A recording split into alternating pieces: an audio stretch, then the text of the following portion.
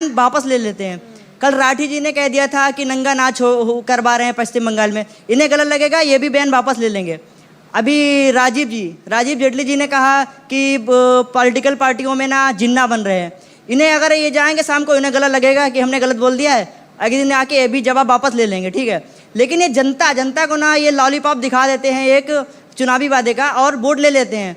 वो बेचारी 5 साल कोसती रहती है अपने आप को, अपने वो क्यों नहीं वोट वापस लेती है? आप लोग इस पे क्यों नहीं विचार करते? आपकी उम्र कितनी है?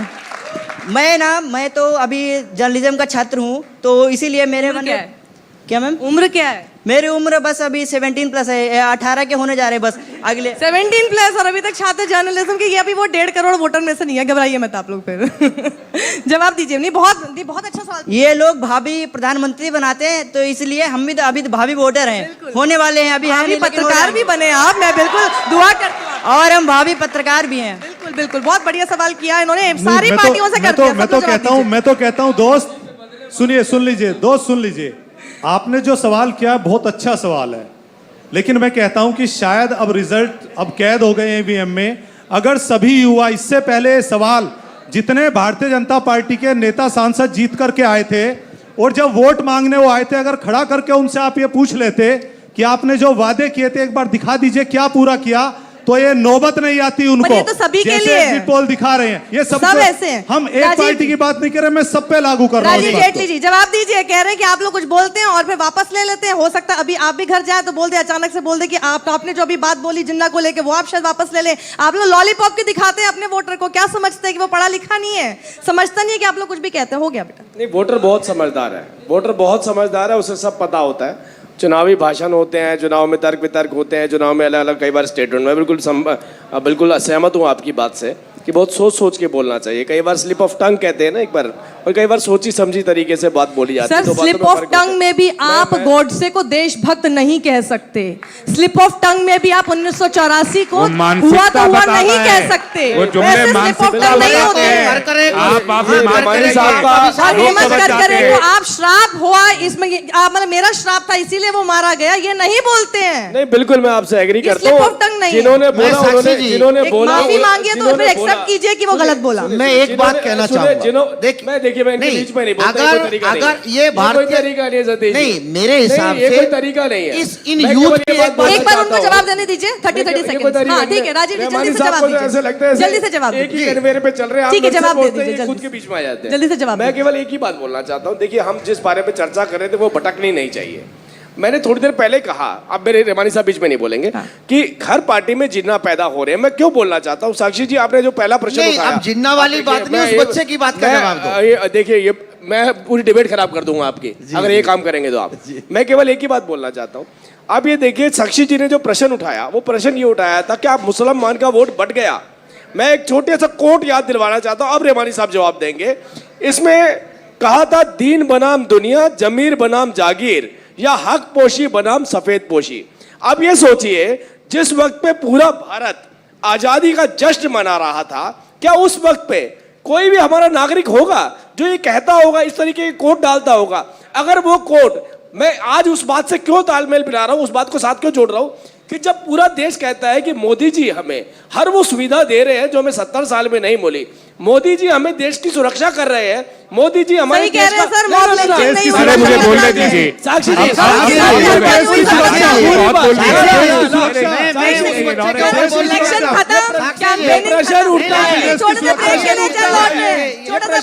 जल्दी लौट रहे हैं, चर्चा रखेंगे आगे। सबसे सही नतीजे लाएगा तो न्यूज़ 24 ही सुबह 6 बजे से लगातार।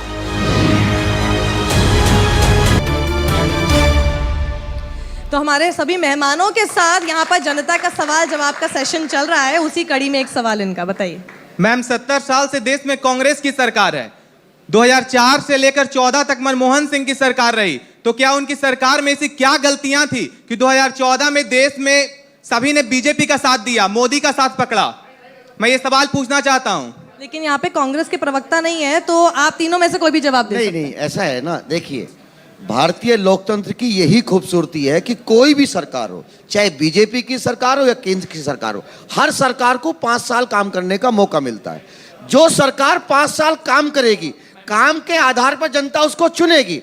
अगर मोदी जी ने काम किया होगा तो मोदी जी को चिंता करने की जरूरत नहीं है। ठीक है, लेकिन हाँ। चिंता इस बात की मोदी जी को है। मैम, मेरा सवाल राजीव 2014 सर से से है। 2019 के बीच में जनता को ठगने के सिवा होता उन्होंने कुछ किया नहीं। ठीक है सतीश, नहीं जी। एक सेकंड सवाल। मेरा सवाल राजीव सर से है। जो आपकी सरकार 2014 में आई थी और कई तरह के वादे लेकर के आई थी, जो हम रोजगार देंगे, गंगा साफ कराएंगे, 15 लाख रुपया देंगे, सबका साथ सबका विकास। इसमें एक चीज आप देखिए, जो सबका साथ सबका विकास अगर अभी रहता तो क्या जरूरत थी मुस्लिम वोट बढ़ जाने की?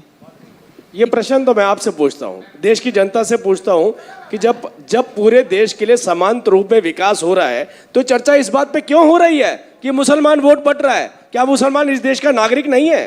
क्या मुसलमान को इस देश में मिलने वाली बुनियादी सुविधाओं के आधार पर वोट नहीं करना चाहिए? क्या देश के सम्मान के लिए वोट नहीं करना चाहिए? क्या देश की सुरक्षा के लिए वोट नहीं करना चाहिए? यह प्रश्न मैं आप सबसे पूछता हूं और मैं हर उस मुस्लिम भाई से पूछता हूं कि ऐसी क्या बात है जो सब कुछ मिल जाने के बावजूद भी आप कहते हो मैं भारतीय जनता पार्टी, मैं जवाब पूछना चाहता हूं इनसे ये प्रश्न। आपने सवाल किया, जवाब मैं लेना चाहूंगी रहमानी साहब से और साथ ही राठी साहब से भी ब्रेक। देखिए, छोटा सा ब्रेक, जल्द लौट रहे हैं तस्लीम रहमानी साहब। छोटा सा ब्रेक है लेकिन आप ही के पास होंगे, डोंट वरी, क्योंकि सवाल पूछा है इसलिए उसका जवाब लेना जरूरी है। छोटा सा ब्रेक, जल्द लौट रहे हैं, बने रहिए हमारे साथ।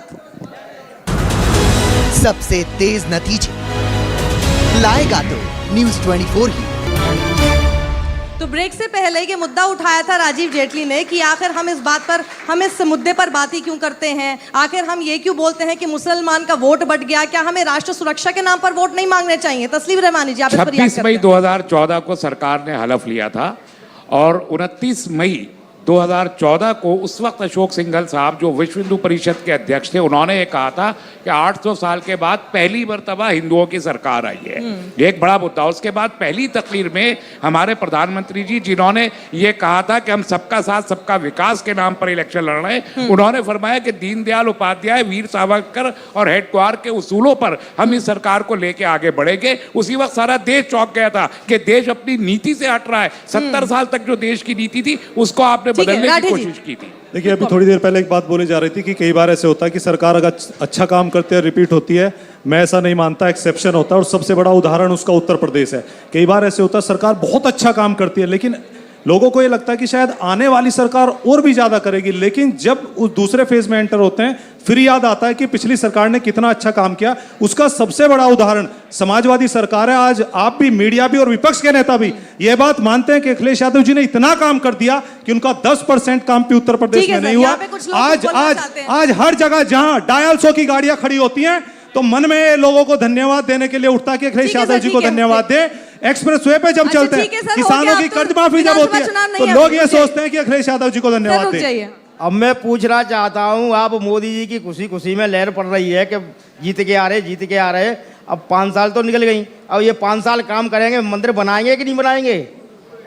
धारा 370 हटेगी कि नहीं हटेगी? बताइए सर, क्या होगा? देखिए, हमारे 15 लाख का क्या? बिल्कुल, जरूर हमारे माननीय राष्ट्रीय अध्यक्ष ने बहुत प्रधानमंत्री का जो पद होता है बहुत गाड़ी में होता है, तो इन्होंने इतना झूठ बोला, इनको पता नहीं कि इतिहास की जानकारी नहीं है क्या? कि इन्होंने कहा था कि 1988 में मैंने डिजिटल से एक पत्र भेजा था, जबकि 1995 में डिजिटल आया। तो इतना झूठ। ठीक है, कोई बात नहीं, ठीक है, ओके। इसीलिए हम कहते हैं कि गठबंधन का कोई भी प्रधानमंत्री बनेगा तो कम से कम सच बोलने वाला होगा। ठीक है, आप सबका हमारे साथ जुड़ने के लिए बहुत बहुत शुक्रिया। आप सबका भी बहुत बहुत शुक्रिया। कोशिश थी जानने की क्या मुस्लिम वोट बट गया। अगर एग्जिट पोल सही है तो जरूर बटा है, नहीं है तो नहीं बटा है। यार रुकेंगे छोटे से ब्रेक के लिए, जल्द लौट रहे हैं। देखते रहिए न्यूज़ 24।